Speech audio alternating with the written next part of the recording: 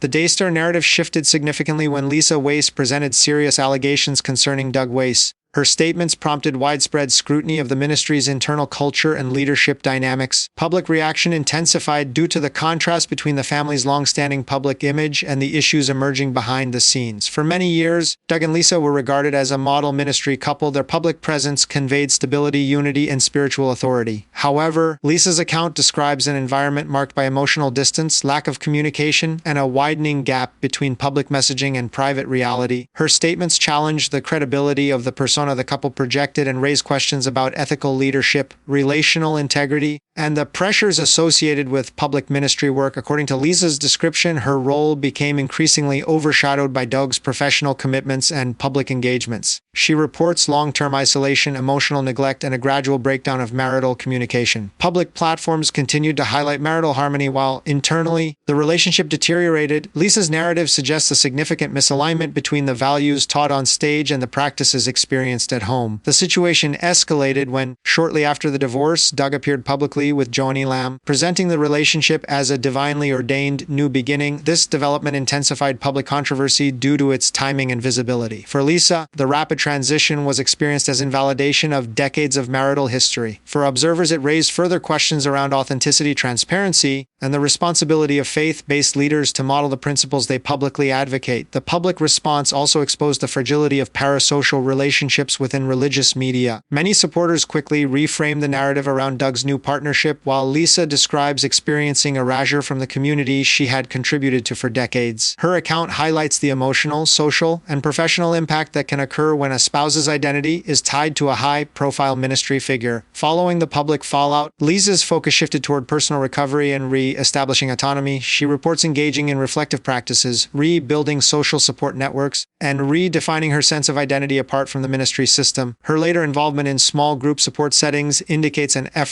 her experience to assist others navigating similar relational and institutional challenges. Overall, the revised narrative reflects a significant discrepancy between public presentation and private reality, questions of accountability, leadership ethics, and image management in ministry contexts. The psychological and social consequences experienced by a spouse after long-term relational deterioration and public erasure, while a transition from silent endurance toward autonomy, clarity, and constructive re-engagement. Lisa Weiss's account also underscores structural issues common in high-profile faith organizations. Public-facing ministries often cultivate idealized images of marriage and leadership, which can create environments where personal struggles are hidden to preserve institutional reputation. Lisa's experience illustrates how these dynamics can discourage transparency, inhibit healthy communication, and amplify relational strain. The pressure to maintain a flawless image can contribute to emotional suppression and role confusion, particularly for spouses whose identities are tied to the organization rather than their own vocational paths. Her narrative further highlights the organizational consequences of blurred boundaries between personal relationships and public ministry roles. When marital challenges were kept private, the absence of accountability mechanisms allowed dysfunctional patterns to continue unchallenged. Lisa's eventual public disclosure shifted attention to the broader oversight structures within the ministry and prompted discussions about governance, ethical leadership, and the responsibility leaders have to model the values they teach. The public discourse that followed Doug's remarriage demonstrated how quickly narratives can be reshaped by media framing and community perception. Supporters often prioritized the positive storyline of restoration, while Lisa's perspective became marginalized. This reflects a broader pattern in public religious spheres, where institutional continuity is frequently prioritized over nuanced understanding of personal harm. The rapid shift in public sentiment emphasizes the vulnerability of individuals who lack formal representation within ministry structures. Despite these challenges, Lisa's later steps towards self-redefinition show a deliberate transition from dependency to autonomy. She reports forming new community connections, re-establishing personal boundaries, and identifying roles that align more closely with her individual values. Her decision to share her experiences in smaller, supportive settings illustrates an emerging focus on authenticity, personal growth, and helping others navigate similar transitions. This phase of her journey demonstrates a shift from being positioned as a supporting figure within someone else's public platform to becoming an independent voice.